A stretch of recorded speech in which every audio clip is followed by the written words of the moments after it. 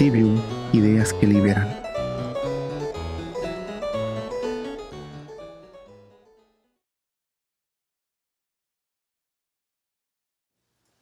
Buenos días a todos, bienvenidos a un nuevo episodio de Civium Podcast.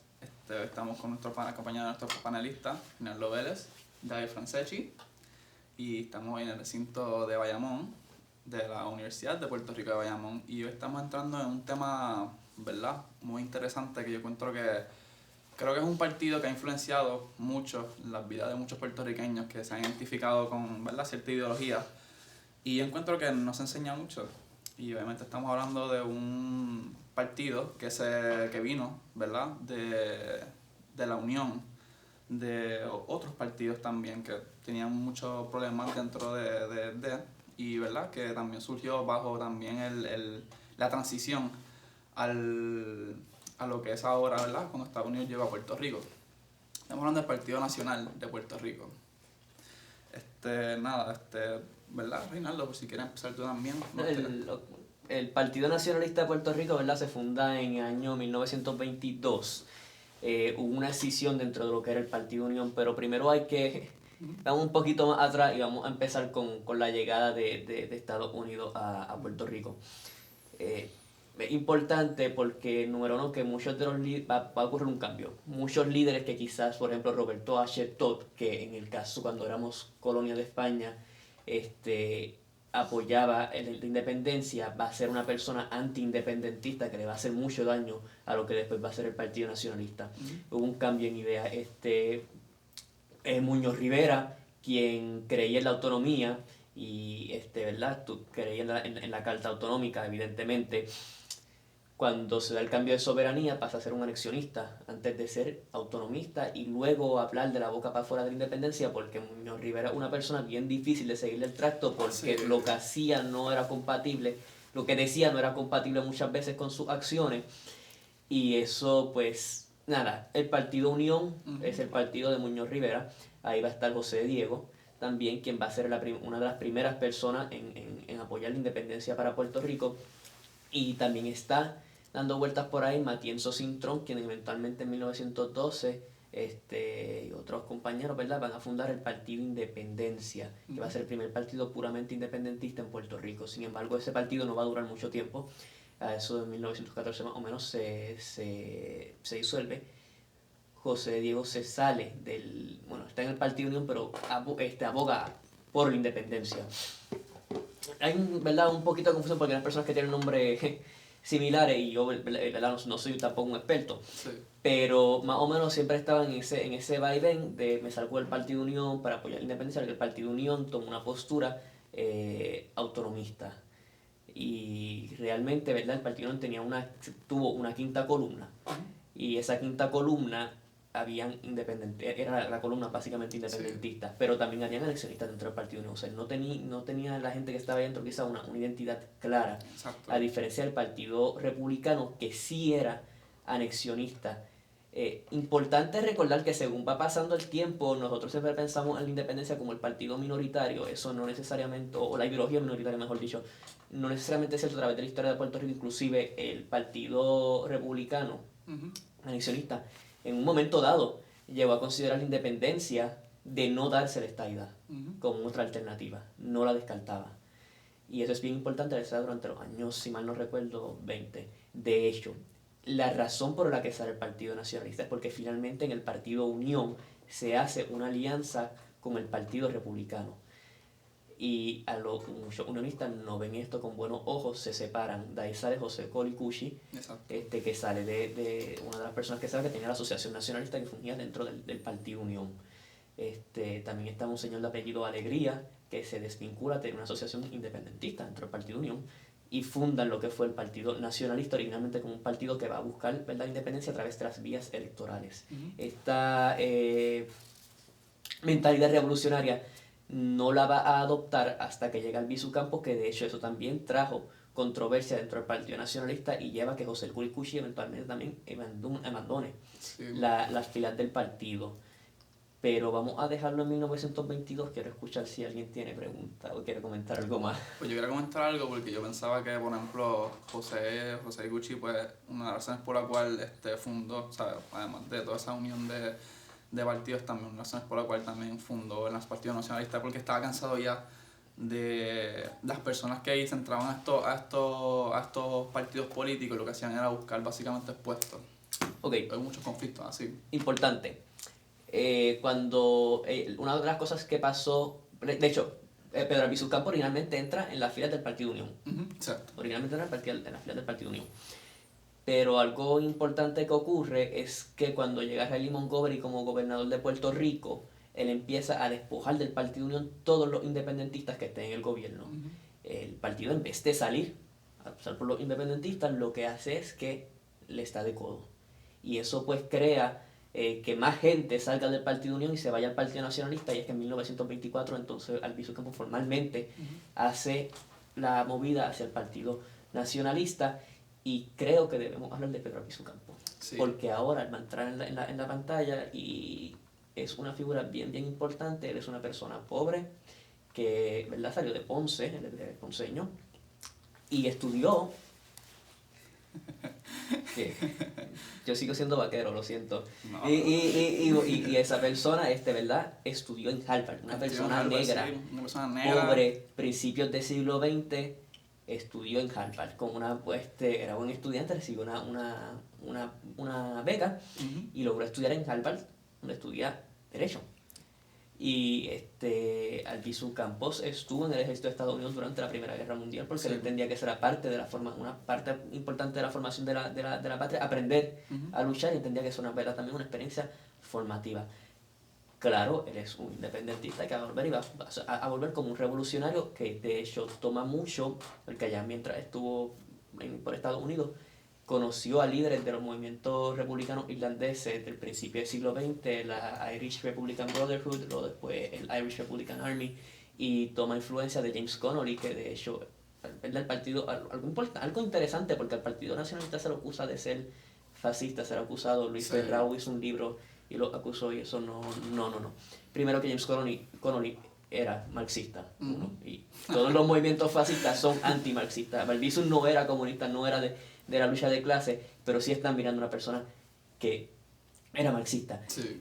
Y ese es bien importante, aunque también estuvo la figura de Eamon de Valera, que ese sí era más conservador, pero no ese odio hacia la izquierda que presentan los movimientos generalmente fascistas no estuvo presente en el nacionalismo. De hecho, Antonio Corregel creía en la lucha de clases. Si tú lees el libro de la lucha por la independencia de Puerto Rico, él hace una aclaración de que Vladimir Lenin es el más grande revolucionario de todos los tiempos, lo dice en el libro. Y esta es una persona que fue secretaria del Partido Nacionalista. O sea, esto no es un movimiento antiizquierda, esto no es un movimiento fascista. Y esos son conceptos que hay que tocar especialmente en las décadas de los 30.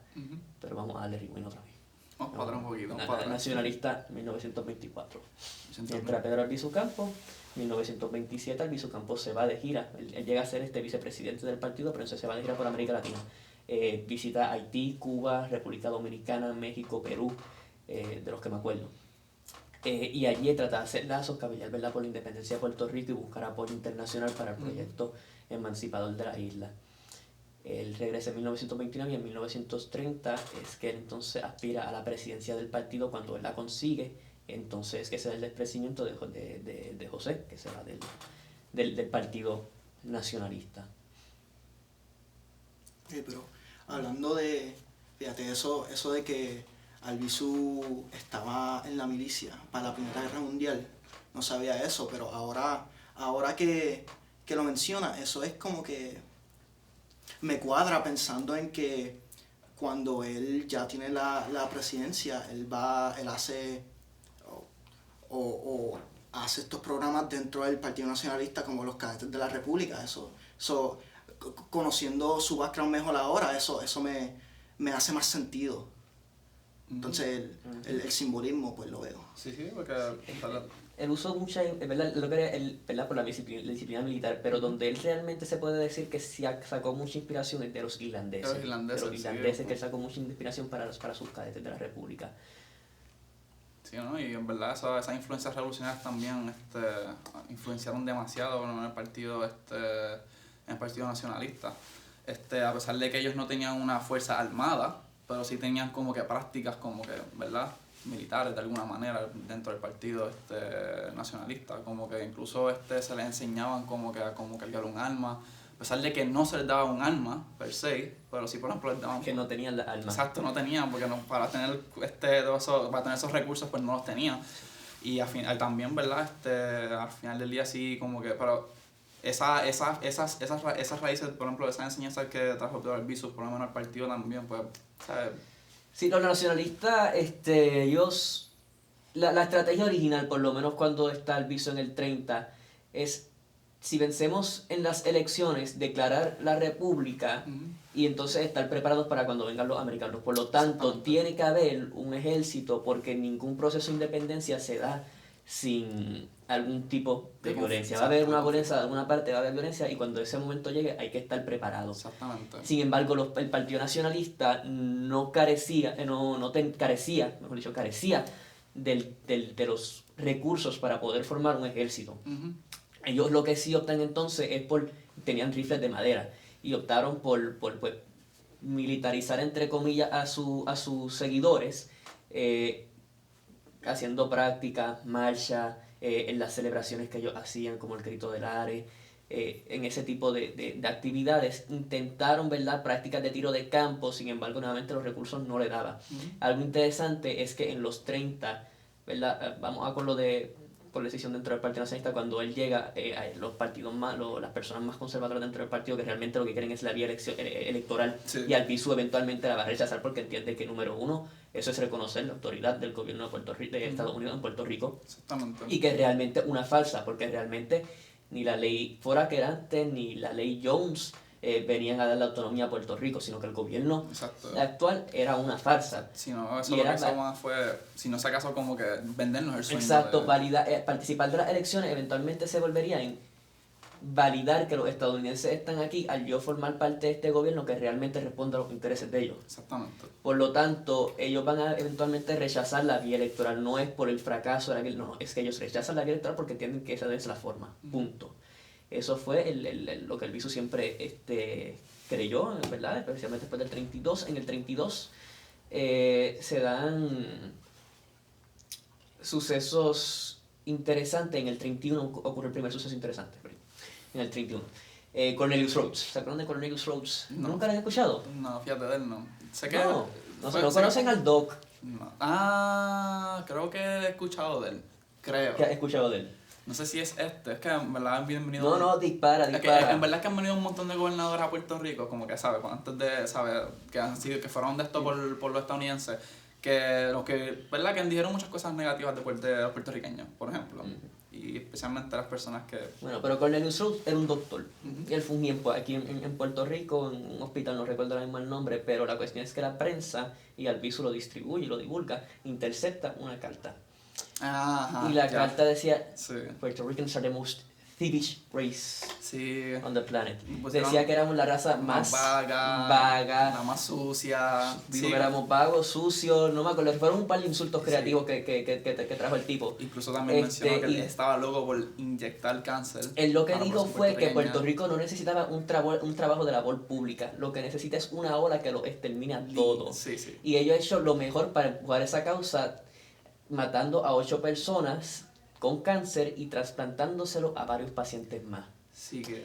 Eso pasó. Sí. Y este hombre apareció en la portada de la revista de Times Magazine, y a pesar de que esto estaba en la prensa hasta hace no sé cuántas décadas atrás, pero existió un premio del nombre Cornelius Rhodes, porque el tipo sí evidentemente era un doctor que pionero en la lucha contra el cáncer. Pero... es un racista, que vino aquí a matar personas y a experimentar con nosotros. Sí, que mató gente y que abogando por un genocidio. Sí. Que eso, ¿verdad? Eso sale en la prensa. Albizu fue bien importante. De hecho, los nacionalistas se reportaban a través del periódico Nacionalista y La Palabra, que después se transformó en La Acción. Entonces, en el 32 es la última vez que el Partido Nacionalista participa de la vía electoral. Alguien que participan de la vía electoral. Aquí van a empezar una serie de sucesos porque en el 32 también fue la toma del Capitolio. Sí. Eso es importante. Se va a pasar una ley para que se pudiera usar la bandera de Puerto Rico al lado de la de Estados Unidos y básicamente eso se vio como una falta de respeto en aquel momento, teniendo el contexto que tenemos, y eso fue una falta de respeto, y los nacionalistas van al Capitolio y evitan que eso ocurra. Se llama la toma del Capitolio, eso ocurrió en el 32. En el 34, otro suceso importante va a ser la huelga de la caña, de azúcar, de los trabajadores de la caña de azúcar. Ok, existe un partido socialista en Puerto Rico.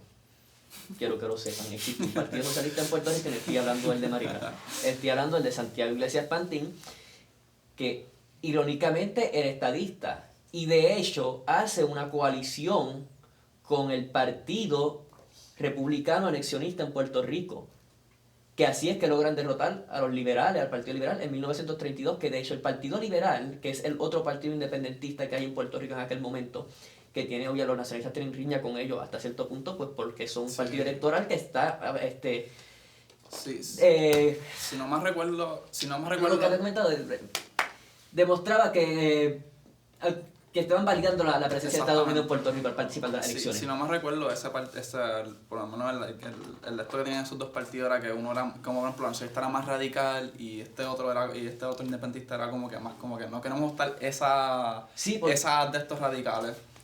Sí, porque es el partido de Muñoz Rivera. Exactamente. Qué raro, qué casualidad. Sí, porque el partido Unión hizo la alianza en el 22 con el Partido Republicano, como mencioné anteriormente. Esa alianza muere en el 28, pero ellos no pueden reinscribirse bajo el nombre de Unión porque está bajo la alianza. El punto es que hubo un bochinche, en esa década salió el Partido Liberal también. Y esa gente pues se movió hacia el Partido Liberal. Y el Partido Nacionalista, pues personas como Corregel, en ese libro que comentó ahorita, La lucha por la independencia de Puerto Rico, tiene este problema con el Partido Liberal y activamente los ataca, que son unos reformistas que se están aprovechando de la revolución. Aunque realmente lo que se lograron aprovechar de la revolución fue el Partido Popular Democrático del hijo de Muñoz Rivera, Muñoz Marín. Pero eso pasa después. Vamos a volver al 34. El Partido Socialista. Iglesias Pantín trae este sindicato que va a básicamente, no sé si la palabra correcta es absorber la Federación Regional de Trabajadores de Puerto Rico, ahora la Federación Libre de Trabajadores, y se va a asociar a la American Workers Association, creo que era el nombre, si mal no recuerdo, pero la cuestión, lo que él está viendo es que bajo el régimen español los derechos laborales simple y sencillamente eran aplastados. Estados Unidos, por más mínimo que fuese, te permitía algo, te permitía estos sindicatos. Y eso él lo ve como algo bueno, por lo tanto tiene que elevar el partido, lo ve como una buena cosa la anexión a Estados Unidos. La cuestión es que en el 34 está esta huelga, algo está pasando dentro del liderato del Partido Socialista, hay muchas cosas que se pueden decir de Iglesias Pantín, no es el momento ni el tema, el punto es que los que terminan respaldando fielmente a los trabajadores es el Partido Nacionalista. El Partido Nacionalista, y esto va a alarmar a todo el gobierno de Puerto Rico, y durante esta década de los 30, ¿verdad? Porque ahora es que ellos están ganando toda esta influencia política, se están viendo en la prensa, está pasando esto, están trabajando, están con los trabajadores, empiezan a llegar estas personas que se llaman los G-Men. Los G-Men. G-Men, de verdad, no es broma, suena a hombre G, pero son los G-Men. En español se dice hombre G, pero G-Men. Exacto. Eventualmente eso es lo que se va a convertir el FBI. Sí, exacto. Eventualmente se va a convertir el FBI. Llegan todos estos agentes federales a Puerto Rico, y ahí es que empieza propiamente la persecución contra el independentismo. Llegó rapidito desde que entró la invasión americana. Aquí se Iscoa Díaz izó la bandera de Puerto Rico, publicó en la prensa en la primera década del siglo XX, y estuvo preso, igual González Medina. Pero incluso se puede decir que la también fue preso político, o sea, eso ya se estaba dando, pero aquí fue particularmente especial porque lo que va a crear el gobierno de Estados Unidos es este aparato de vigilancia completa, donde, yo que ahora mismo soy presidente interno del Consejo de Río Piedra, y soy independentista declarado. Estuviésemos en aquella época, yo y otros miembros de este podcast, Tenemos una carpeta seguro. Sí, no, sí, tú no. también. No te rías, tú también. Tiene que ver, Me estoy riendo. Y Darek, Sí, y tú tiene- por estar hablando con nosotros vas a aparecer en la carpeta mía y en la de él. Sí, no, lo gracioso es que, ¿sabes? Si fuera en ese caso, ahora mismo hubiera un carro, una van ahí atrás ahora mismo interceptando todo lo que estamos escuchando, básicamente. Si ese fuera el caso. Ellos tienen informantes y sencillamente iban a las amistades de estas personas y hablaban con ellos y les preguntaban y se vestían de civiles y estaban caminando y escuchaban las conversaciones, a veces interceptaban los mensajes que se enviaban, Sí. llamadas telefónicas, todo lo que pudiesen meterle las manos, ellos se lo iban a meter y ellos, tenían infiltrados dentro del movimiento. Y aquí ocurre otro dato interesante. Del 34 al 35 se van a fraguar un par de conspiraciones Ujú. cuyo objetivo era el asesinato de Pedro Albizu Campos y se expulsan personas del Partido Nacionalista. A medida que esto está pasando, ya en el 32 Albizu había empezado con la militarización Sí. del movimiento, del Partido Nacionalista, con la Asociación Patriótica de Jóvenes Puertorriqueños, la Exacto, la APJP. Sí, es un dato que se me olvidó, de hecho. Sí, pues eso va a ser importante porque ellos se van a dividir en distintos capítulos alrededor del país. El Partido Nacionalista funciona como una junta a nivel nacional, hay juntas municipales y entonces ahora está la APJP, que funciona, pues hay unos distintos capítulos en distintos pueblos con sus capitanes y su estructura militar.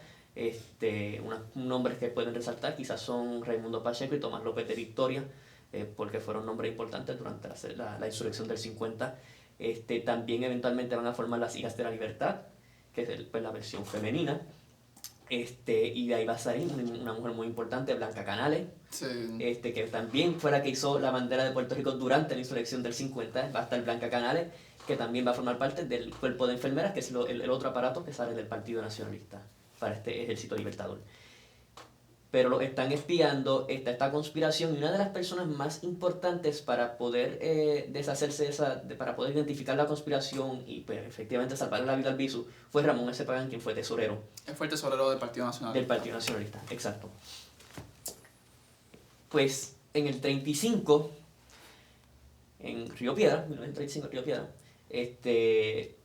está este carro que tiene los nacionalistas y está Ramón S. Pagán entre ellos. Ujú. Uno de apellido Pearson es el único que va a sobrevivir a este incidente. Ellos están en el carro en dirección contraria. Pero él no estaba en el carro, él era Pearson. Sí. Pearson era el que estaba conduciendo, no recuerdo bien el evento entonces. No, Pero ellos pero- estaban, lo que sí está pasando es que ellos están corriendo, están en el carro en dirección contraria a la universidad. Ellos van en ok. dirección contraria a la universidad. La policía los intercepta, dicen que están plantando bombas en la universidad, cosa que nunca se probó. De hecho, estas personas, con excepción de Pagán, estaban totalmente desarmadas y Pagán sí tenía licencia para portar armas porque él trabajaba con dinero. Ujú. Y tenía licencia y era una cuestión del trabajo que él tenía fuera del Partido Nacionalista. Él sí tenía una arma. Pero la cuestión es que no disparó, simple y sencillamente allí murieron. Ujú. Los asesinaron allí. Asesinaron ahí mismo a sangre fría. Y esta época tumultuosa, porque no solamente fue la llegada de los G-Men, también fue la llegada de dos personas nefastas para la historia de Puerto Rico. Francis Riggs, Ujú. en la Policía Insular, y Blanton Winship, gobernador. Winship. Fueron dos criminales. O sea, ellos Sí, eran eran dos anti-independentistas, antinacionalistas, y esto pasó bajo el mandato de Winship y Francis Riggs. De hecho, Francis Riggs estuvo luchando contra los sandinistas en Nicaragua. Esta gente, tanto Winship como Riggs, eran personas con preparación militar Sí. que venían haciendo los trapos sucios a Estados Unidos desde hace tiempo. Ujú. Y ellos llegaron aquí a Puerto Rico a suprimir el movimiento. Punto. Sí.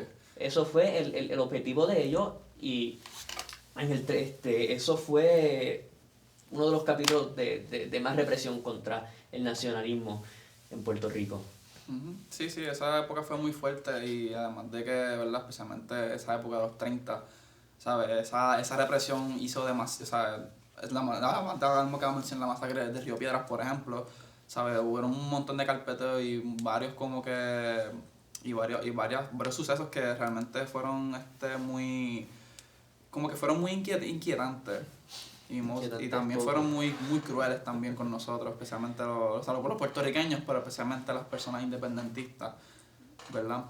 Sí, mira, cuando se da a Francis Riggs lo asesinan. Ujú.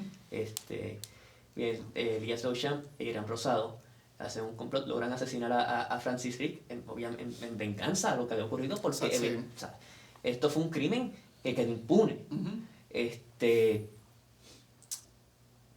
A pesar de que, evidentemente, pues si alguien asesinado a Riggs, que la gente lo vio,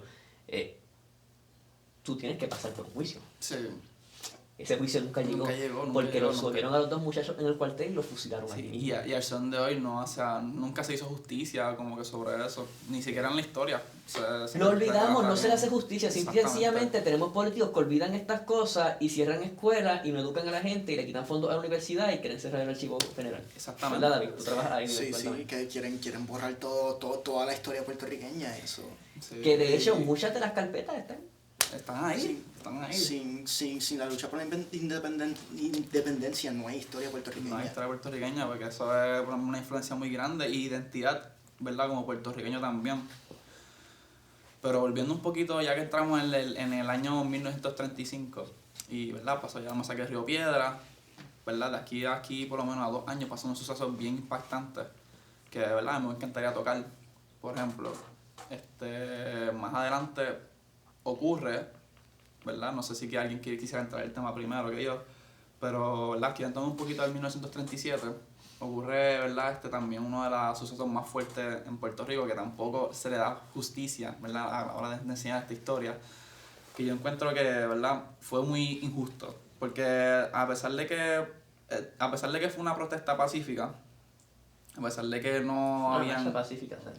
Una marcha pacífica, a pesar de que habían niños, habían madres, habían hombres, habían personas que estaban en la calle como que ni siquiera tenían que ver con la marcha, ¿verdad? No fue el mismo Blanton Winship que llamó. Vamos a tocar la historia, ¿Qué? pero vamos a darle rewind primero. Un poquito para Hay atrás. que dar un poquito para atrás, otra vez. En el 36, después de la muerte de Riggs, salen culpables por sedición la directiva del Partido Nacionalista. Esto incluye a Correger, esto incluye a Albizu. Van a estar en la cárcel de la Princesa y luego los trasladan a Atlanta. Albizu no va a volver a Puerto Rico hasta 1947. Así que Albizu está fuera de la imagen. Algo importante, el Partido Nacionalista era bien estricto con la disciplina. Sí. Tienes que ser bien disciplinado y de hecho se han expulsado personas, ¿por qué? Indisciplina. En otras palabras, no falten a las reuniones de Silvio. Vamos a coger esos ejemplos. Pero la cuestión es... Que sin duda, Ok. pasando un poquito también, gastando un poquito, eso sobre, ¿verdad? Que Albizu estuvo en la cárcel de la Princesa. Sí. Esa cárcel era bien, ¿sabes? Esa cárcel era una cárcel muy fuerte. Sí, era horrible. De hecho, Sí. acerca de las cárceles en Puerto Rico, Claridad llegó a hacer reportajes. Sí, sí. Que esos reportajes no se estudian hoy día. Y No. eso es bien importante. Pero la cuestión fue que la militarización del Partido Nacionalista, que estaba llevando a esta gente, los tenía paranoicos. Esta gente, los G-Men y la policía insular y todos estos aparatos del Estado reportaron tantas cosas contradictorias, como por ejemplo de que hay una ametralladora en tal sitio, tal casa, tal persona. Se buscaba en las casas de las personas, en los vehículos de las personas, se tomaba la licencia de las personas, la tablilla de los carros de las personas, todo. Y la cuestión es que estos argumentos de que esta gente tenían armas, ya quisieran ellos tener Exacto, armas, ya exacto, quisieran ellos tener ellos armas, deseaban. no tenían. Sí, no No tenían ese armamento militar, no lo tenían. Entonces, lo que ocurre es que, primero que vamos a seguir tocando esto antes de poder tocar la masacre de Ponce, porque ahora sí, ya que estamos aquí formalmente, quiero atacar Ujú. el argumento del fascismo. Claro, sí, no. De hecho, necesitamos un capítulo del fascismo porque he escuchado tanto disparate en los últimos, no sé, de siempre. Número 1, el fascismo es un movimiento anti-izquierda. Y cuando Sí. digo anti-izquierda porque es antiliberal, Exactamente. es antisocialista y anticomunista. Los liberales no se salvaron de esta. Era anti todo, Sí, la que izquierda. al final del todo. día es un O sea, movimiento. no es ni derecho. reformista, no. Era liberal. También están mal. O sea, esa fue la mentalidad del fascismo en Italia Ujú. y su vertiente nacionalsocialista en Alemania. En Alemania. Eran anticomunistas through and through. En el Partido Nacionalista, aunque no es un partido socialista, no es un partido comunista, no está involucrado en esto de la lucha de clases como otras personas, como Corregel sí lo estaba, pero Corregel sí creía en la lucha de clases. Ujú. va en contradicción total con el fascismo. Sí. Aparte de eso, si tú verificas los nombres de los batallones del Partido Nacionalista, uno de ellos era Sandino, de Augusto César Sandino, el de Nicaragua. ¿Alguien me va a decir a mí que ese hombre era fascista o que tenía algo que ver con el fascismo? No, el fascismo lo hubiese repudiado, además de que el fascismo siempre se posicionó como algo imperialista. En ese sentido, lo que sí pasó, que sacó Ferrao, fue que hubo una publicación en la prensa nacionalista sobre un catálogo de jóvenes fascistas que tenía unos principios de los jóvenes fascistas. Él interpreta esto como que pues podía haber un link entre ambos, un enlace entre ambos, lo cual está totalmente fuera de lugar porque eventualmente durante la década de los 30 los nacionalistas hablan en contra del fascismo, abiertamente lo hacen durante la década de los 30, eventualmente lo van a hacer. Sí puede haber una similitud entre los uniformes, sí puede haber inspiración entre los uniformes, sí, pero aquí está la cuestión.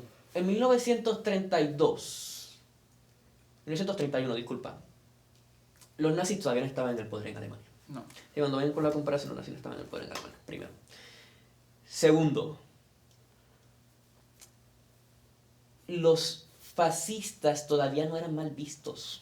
Sí, ¿sabes? Déjame recordarles que Hitler fue declarado líder del mundo, creo que fue en el 38, antes que empezara la Primera Guerra Mundial, por una de estas revistas super famosas. No me acuerdo si fue Forbes o Times o cuál fue.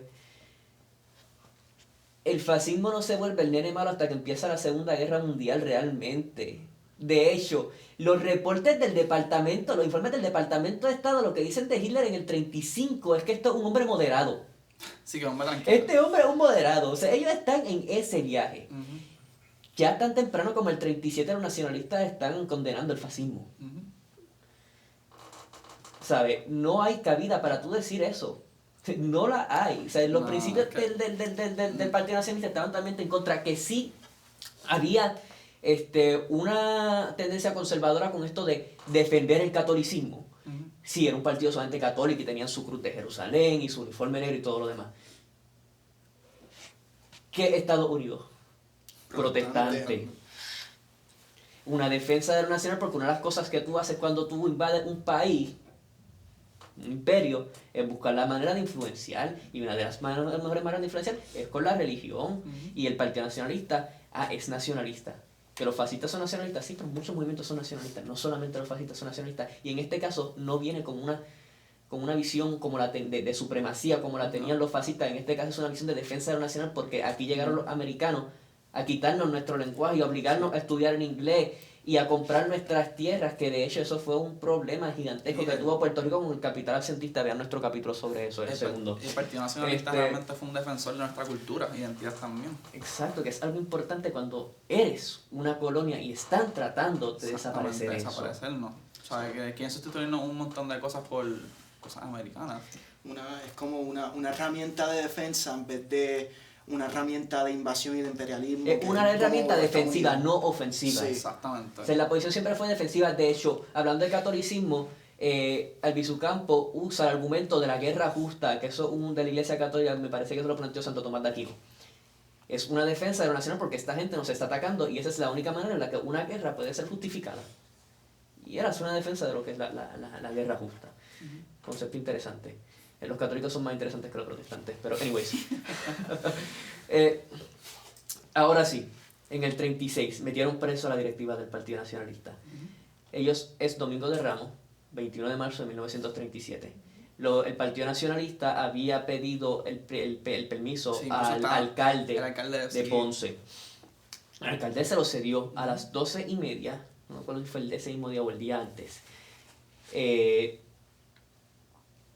El alcalde le revoca el permiso por orden de Winship, porque la policía se entera y se les hace saber a Antón Winship.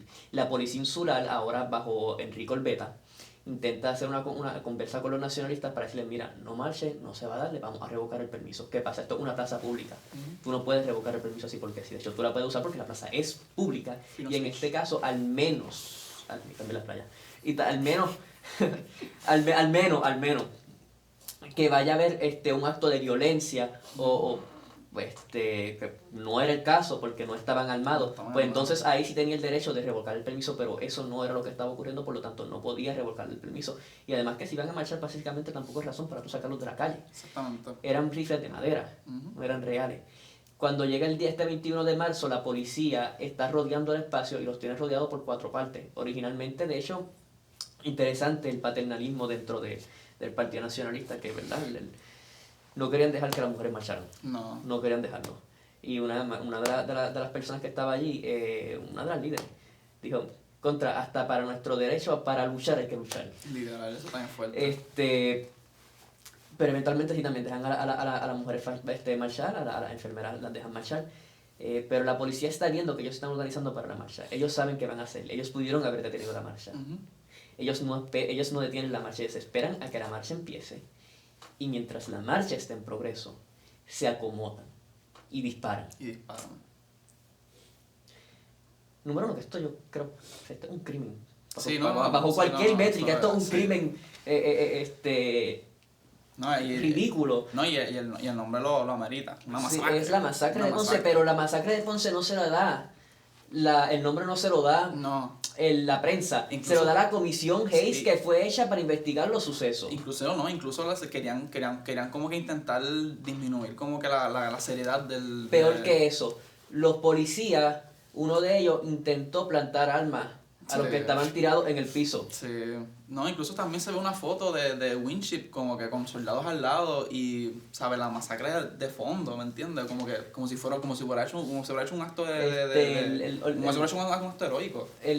La masacre de Ponce va a llevar eventualmente a la renuncia de Winship a la Sí. gobernación. La prensa va a poner presión para que eso ocurra y eventualmente Winship sale de la presidencia. Pero la cuestión fue los efectos que dejó la masacre de Ponce, además del crimen horrendo que eso fue, que personas se escondieron en las casas y la policía fue a buscarlos, los nacionalistas intentaban cambiar de ropa, dispararon gente simplemente porque se estaban vistiendo igual. Y los policías que murieron allí por el crossfire de la balacera, porque los nacionalistas estaban desarmados y nunca dispararon. Tan pronto empezó la balacera, se tiraron al piso bajo orden, me parece que fue de Tomás López de Victoria, el que estaba allí, que era el capitán en Ponce. Se tiraron inmediatamente al suelo. Como quiera que sea, pues, ¿verdad? La historia es la historia, eso pasó. Y eventualmente, me parece que fue en el 39, Blanton Winship finalmente, bajo la presión, pues, renuncia. Pero ya el daño estaba hecho. El daño estaba El hecho. daño estaba hecho. La directiva del partido estaba presa. Las directivas interinas que van a entrar durante la próxima década realmente van a tener problemas para constituirse. Presidentes interinos que fueron presos por no querer estar en el servicio militar de los Estados Unidos. Realmente el Partido Nacionalista perdió su fuerza. De hecho, llegó un punto en el que simple y sencillamente decidieron no seguir usando sus uniformes, que era algo emblemático de ellos. Y cuando eso ocurre, pues se acabó. Pero no es el final del Partido Nacionalista, como dirá el final de la década de los 40 y 1950.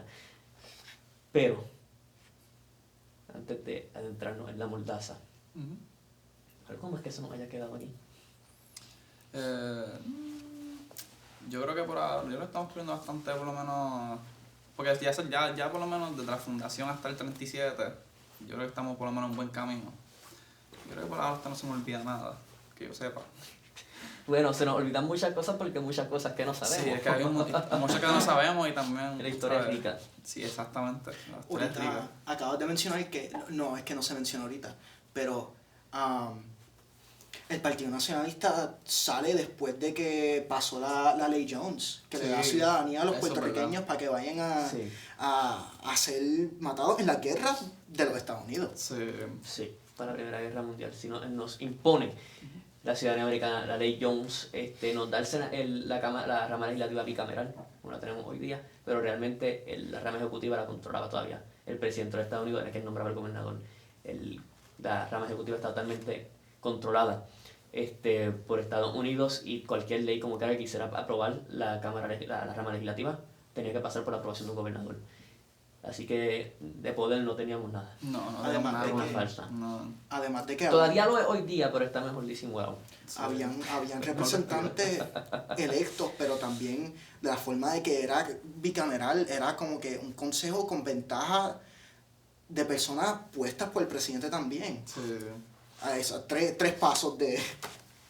Mira, aquí hubo mucha cuando aquí se devalúa la moneda, ¿verdad? Porque la forma en la que ellos logran entrar aquí a Puerto Rico y comprar todas nuestras tierras fue que devaluaron la moneda. Estados Unidos todavía está manejando un patrón bimetálico. El dólar valor hora se cambiaba para par con el peso que usamos aquí en Puerto Rico. Estaba la par. Mediante una orden ejecutiva, ellos reducen eso a 60 centavos el peso contra el dólar, patrón oro. Pero cuando se hace el canje, recuerda que está el dólar patrón plata, y ese está más devaluado todavía que el peso que estamos usando en Puerto Rico. Mucho político cogió dólar patrón oro, pero para el ciudadano común de aquí no fue así. No. Perdieron más dinero de lo que a veces se nos hace pensar. Esto básicamente, en el mejor de los casos, asumiendo que todos hubiesen sido patrón oro, estamos hablando de que todos los puertorriqueños ese día perdieron el 40% de su riqueza. Hombre, yo no sabía eso. Así es que logran entrar las compañías americanas y de hecho el gobernador Herbert, no me acuerdo el apellido, uno de los primeros gobernadores, le da dinero a compañías privadas en Puerto Rico para poder financiar lo del azúcar. De hecho, los rieles de ferrocarril realmente le pertenecen en su mayoría a 2 empresas nada más. Y este tipo le está dando dinero a estas compañías y cuando sale de la gobernación aprovecha ese pool para comprar y hacer una mega industria azucarera en Puerto Rico. Y el capital se está funcionando porque la gran mayoría de las tierras cultivadas para el azúcar, en su inmensa mayoría, no tengo el porcentaje ahora mismo, pero ¿saben dónde lo dicen? En el segundo capítulo de Civil Podcast, véanlo. Ahí tenemos al economista José Toral que habla de este tema. Economista, excelente, profesor. Fue sumamente importante porque entonces se genera todo este capital accionista que está saliendo de Puerto Rico y realmente no estamos, estamos exportando, pero no estamos viendo los ingresos en Puerto Rico. De hecho, la gente es sumamente pobre, por eso es que se dan las huelgas, que de hecho ahí sí en la Federación Libre de Trabajadores fue súper importante, no solamente en el sector de la caña, también fue importante en el sector del tabaco. Pero sí, está en el proceso de americanización que se nos impone en la lengua en inglés. Vean nuestro capítulo sobre educación en Puerto Rico, por favor, que hablamos sobre el tema. Estamos cogiendo toda esta serie de cuestiones, más la imposición, el llegar de la iglesia protestante. Pues ocurre esta defensa de lo nacional, que es de donde sale el nacionalismo en Puerto Rico, que eventualmente toma estas vías propiamente revolucionarias. So, sí, entonces volviendo un poquito más ahora, ya vemos las influencias sociales, ¿verdad? Que hicieron, que le metieron la presión suficiente para que surgiera este partido nacional. Entonces volviendo ahora hacia el presente, como que... ¿Quieres hablar de la 750? Exactamente. Ok. 1948 finalmente se firma la ley de la mordaza. Esta ley básicamente está hecha para reprimir el independentismo en cualquier forma y afectar el independentismo en la urna y todo por el estilo. Recuerda que ahora es que llega Pedro Albizu Campos de vuelta a Puerto Rico y esto va a traer efervescencia. Qué bueno que aquí hay 2 concejales porque los consejos lo suspendieron en el 48 y no los va a haber más en décadas. No va a volver a haber un consejo general de estudiantes.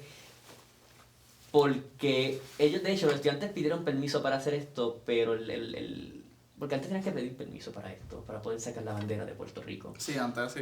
Y hacer el parque que embajador de Estados Unidos y a Puerto Rico.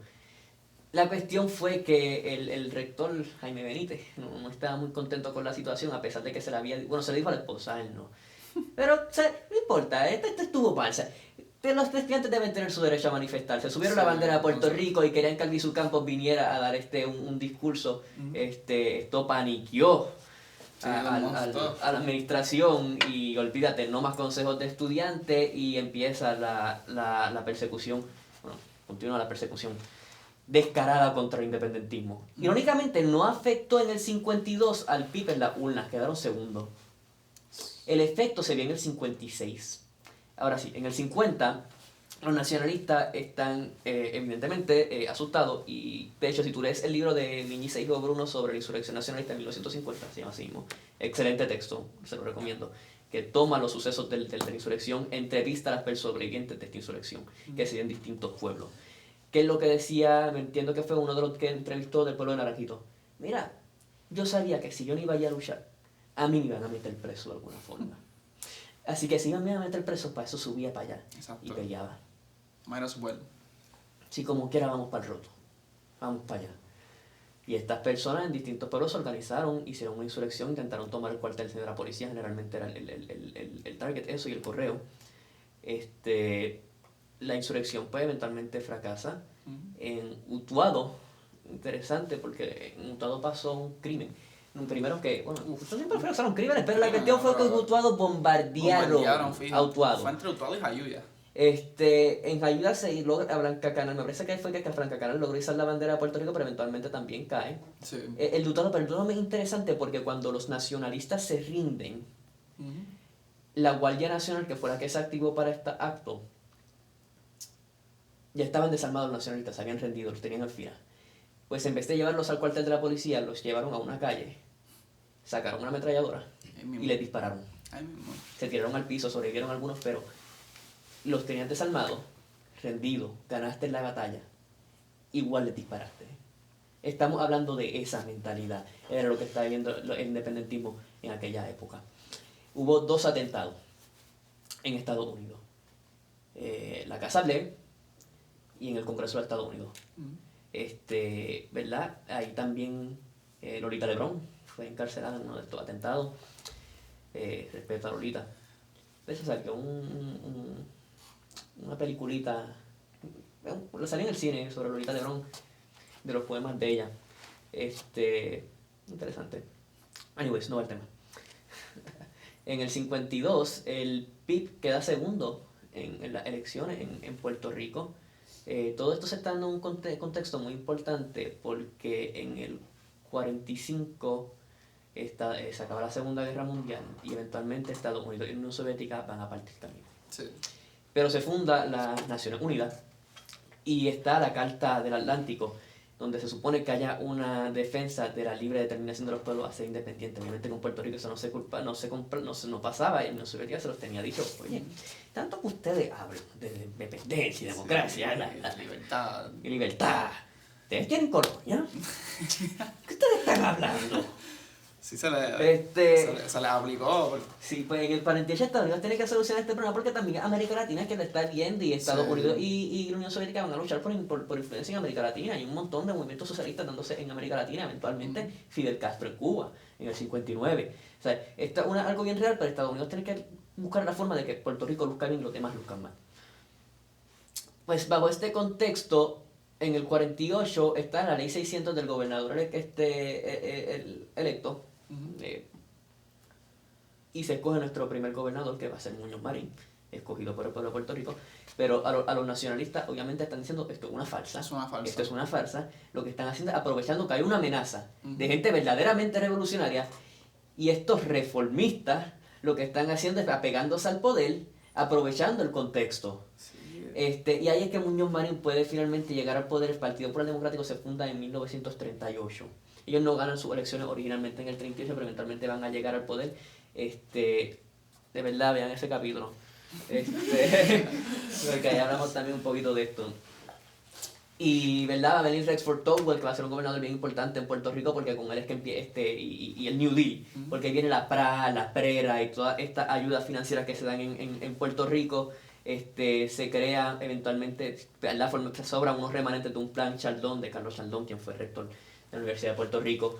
Que irónicamente, o sea, fábricas del Estado. El que sabe por qué dije eso, el que entiende, entendió. Fábricas del Estado. El que sabe, sabe. Reforma agraria, distribución de tierra.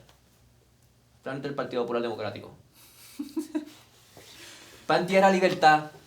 Mira, al final Rojo. Al final del día, otra vez, esa ha sido otra arma, ¿verdad? Y Darren, disculpa, pero también eran independentistas hasta el 46. Los populares. Los populares. Lo sabemos. Lo sabemos. Pero aquí volviendo un poquito, ¿verdad? Hacia el Partido Nacionalista otra vez. ¿Sabes? Es claro que obviamente se han usado un montón de armas injustas, un montón de ¿verdad? También se ha sido, o sea, está todo grabado, que nos han torturado, ¿sabes? Nos han perseguido por nuestra propia ideología al final del día, nos han hecho un montón de trampas que, ¿sabes? Sí. Al final del día como que se contradicen con, ¿verdad? Lo que nuestras personas que queremos seguir nos han querido imponer. Pero al final del día, ¿verdad? El Partido Nacionalista ¿verdad? Es una historia bien importante que yo siento que la gente, ¿sabes? Debería de entrarse un poquito más y quiere aprender más sobre su cultura y sobre su historia puertorriqueña. Pero ya estamos llegando ya al final del capítulo. Pues vamos a hacer con el Partido Nacionalista. ¿Ah? Quiero decir algo más. Discúlpame. Zumba, no, tranquilo. La verdad, aquí estamos al Ok, paso estamos para hablar contra el para eso. tiempo, pero nada, en el 50, el programa de espiar sobre los independentistas continúa hasta los Sí, años, hasta los continúa 90, así, ¿sabes? ¿no? En el 56 es que finalmente se ve la merma en la independencia, porque de hecho ante la persecución y la tergiversación de la prensa y todo lo que está ocurriendo, la influencia de los Gimmens y el FBI, lo que va a terminar ocurriendo es que pues el partido, la estadidad, ya que a Muñoz Marín está tan apegado a los Estados Unidos y depende tanto de los Estados Unidos, va a surgir como una ideología dominante eventualmente y la independencia va a mermar. Y en 1956 finalmente el partido independentista Cae. prácticamente se desploma. Y en los 60 se va a reanudar la lucha por la independencia. No voy a usar la palabra reanudar, pero sí va a haber un nuevo renacer de nuevos líderes, Juan Mari Braspa entre ellos, y va a formar lo que se llamó la nueva lucha por la independencia, que eso es otro tema para otro día. En cuanto al Partido Nacionalista, pues básicamente todavía existe una organización, un Partido Nacionalista, pero es una reliquia. Pero que una vez fue, hacen sus actividades y demás. Pero no es lo que una vez fue y verdad, ya ahora hay que aprender del pasado y nada, lo que estamos haciendo hoy. La historia, los historiadores no, lo único que podemos hacer es conservar la historia, no la podemos cambiar. Exactamente. No podemos hacer más nada. Y nada, David, ¿te gustaría decir algo? Nada, pues que eso... Estoy más pensando de que recientemente se ha visto como que atentados de borrar la historia, especialmente con la Ley 5 y tratar de borrar, reorganizar cosas como el Archivo General de Puerto Rico y la Biblioteca Nacional. Entonces eso es como que la historia se tiene que conservar, además de que son archivos físicos y no vamos a tener, ya se acabó, ahora casi todo es digital, entonces ya borrar de lo que... No vamos a tener más historia. O sea, tenemos más historia, obvio, pero es como que eso es un recurso.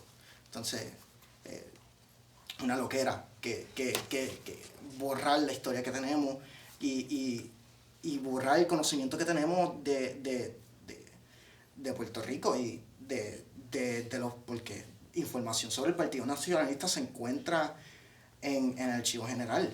Entonces, eso... Sí, en verdad es una desgracia, pues. Si seguimos, ¿verdad? Yo espero que un día Puerto Rico despierte y pueda reconocer lo que es y lo que puede ser y lo que fue también y las cosas que no han hecho y no hagan, ¿verdad? Justicia de alguna manera, no una justicia radical, sino una justicia más de conciencia, me refiero. Pero en verdad, gente, ya llegamos al final del capítulo. Gracias a Reinaldo, ¿verdad? Y a David Franceschi por estar aquí. Los veremos en el próximo capítulo. Y ver los que están por ahí también. También, muy importante. Y nada, nos vamos.